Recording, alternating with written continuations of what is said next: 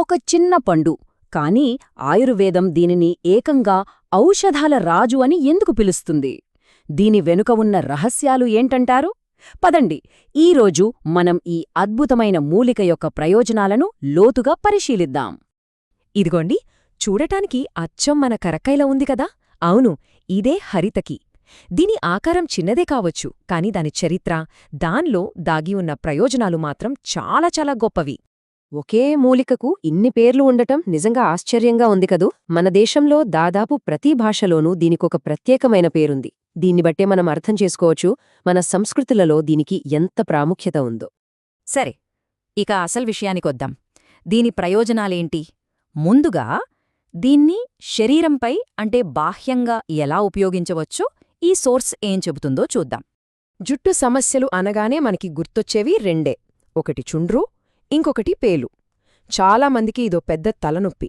మరి వీటికి ఈ మూలికతో ఏమైనా పరిష్కారముందా? సోస్ ప్రకారం ఈ చిట్కా చాలా సింపుల్.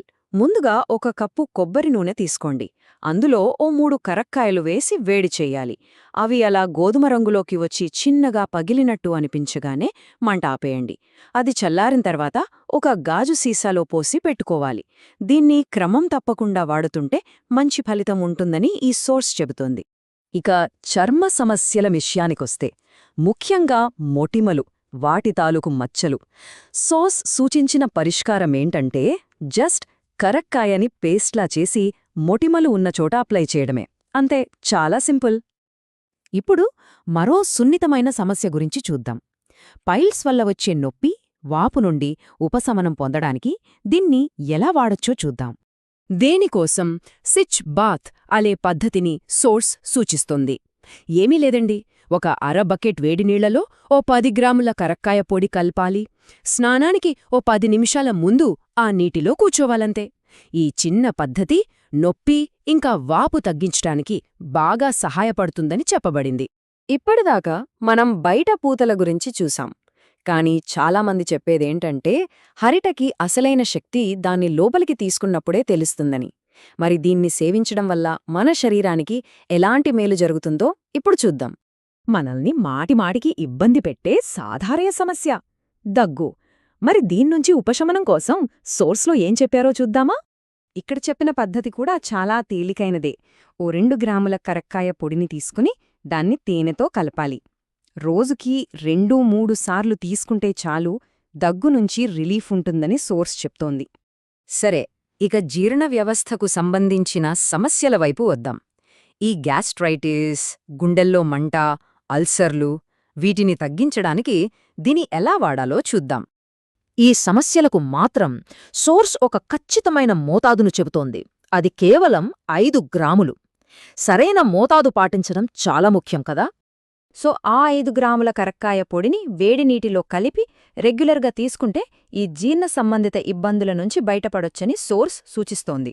ఇది కేవలం ఏదో చిట్కా కాదు, అసలిది మన బాడీ లోపల ఎలా పనిచేస్తుందో తెలుసుకోవడం చాలా ఆసక్తికరంగా ఉంది.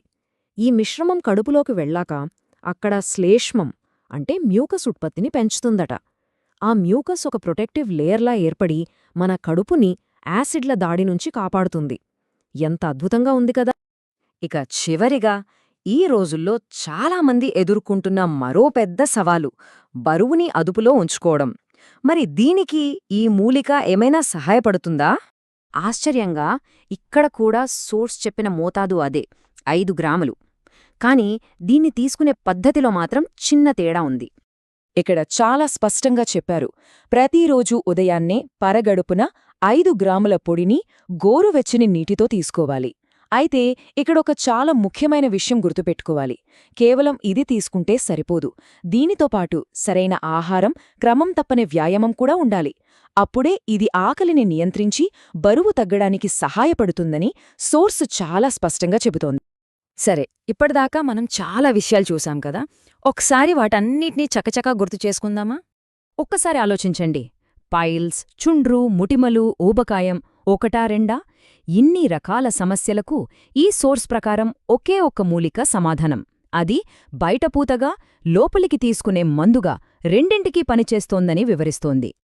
ఒక్క పండు, కానీ తరతరాలుగా వస్తున్న సాంప్రదాయంలో ఇన్ని ఉపయోగాలు.